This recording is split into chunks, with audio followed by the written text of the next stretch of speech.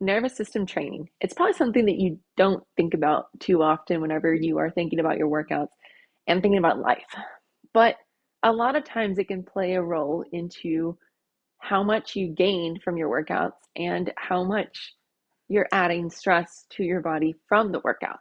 This can play into your recovery. It can play into how much you can lift in one session, session two, session three of the week. And it can also play into the rest of your life. So the sympathetic system that's your like fight or flight system. That's the system that you don't digest as well in, you have a higher heart rate, and you don't relax as well in this system. It pushes you to get things done. It pushes you to do a lot of different things, but it doesn't help you when it comes to relaxing, to digesting and eating. It doesn't help you when it comes to thinking clearly because your thoughts can be racing whenever your sympathetic system is going. It also can, your parasympathetic helps reduce pain. So if you have pain other times in your life or discomfort, your sympathetic system can be also on high alert. Whenever your sympathetic system is up, your cortisol levels are up. Your adrenal glands have to work more. And this can come into some women when it comes to their strength training and or their training in general. How much are you riding your bike? How much are you running? How much are you doing other different activities that all add more stress and impacts into your nervous system? We have to have a balance of filling our cup up and emptying our cup. And this comes into play. I talk about it as a cup being full or empty or kind of like going up and down in its level because that's life. We're never going to have a time that we are just fully zen, fully ready for things to just happen and we have everything in control and we've drank all our water that we need and we have ate all of the things that we need to. Like there's a balancing act in all of it.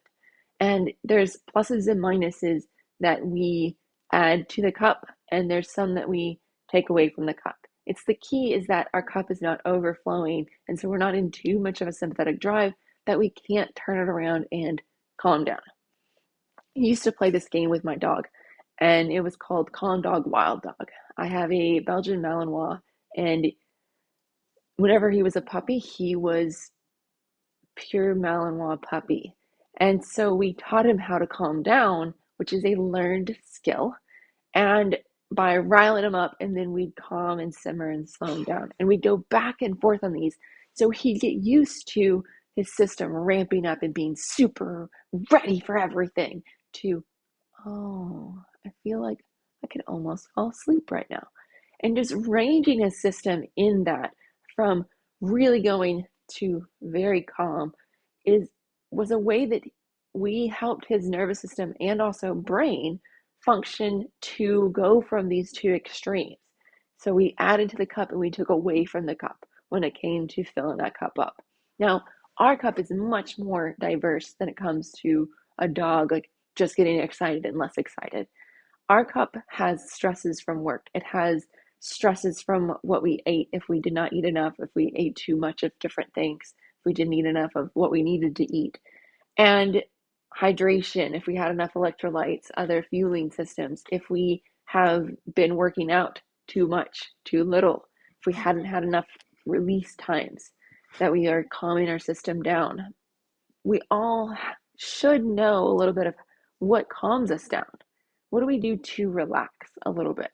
What do we do to kind of move our body forward and kind of get that sympathetic system going? Because there are times that we need that.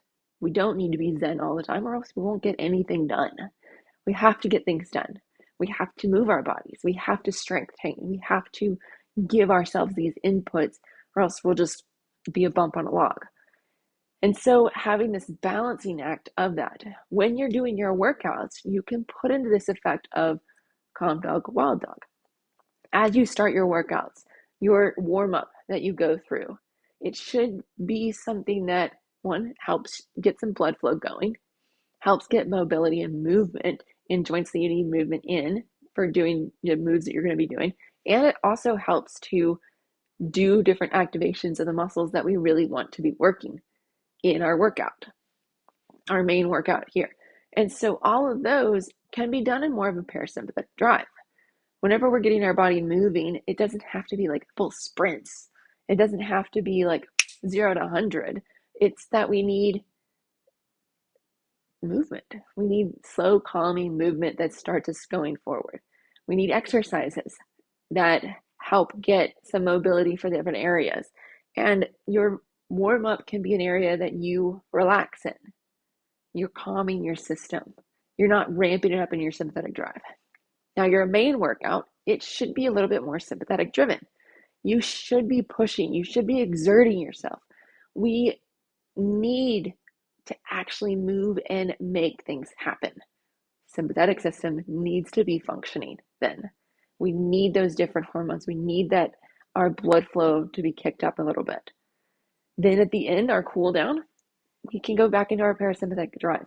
We can add these different calming movements. We can do more mobility. We can do some different stretching. We can do, thirdly, some breath work.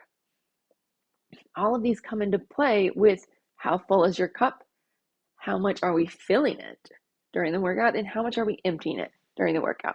And if you add in this nice warm up and this nice cool down, then you will help to manage your system and to manage what state or nervous system you're driven in with the workouts that help you to push and feel like you've gotten something done and to help you use that sympathetic system in the best way possible.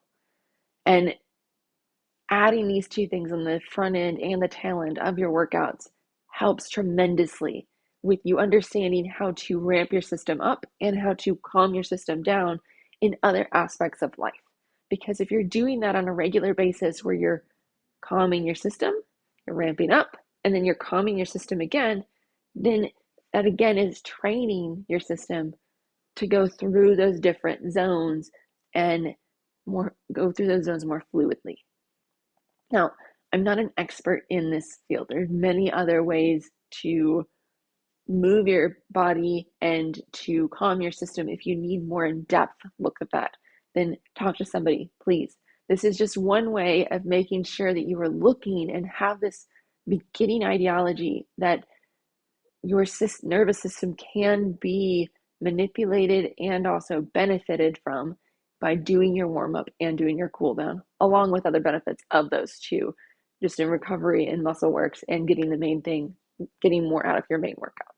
Hope this was helpful. And then let me know in the comments below if you like this idea and you're going to try it yourself. Cheers, y'all.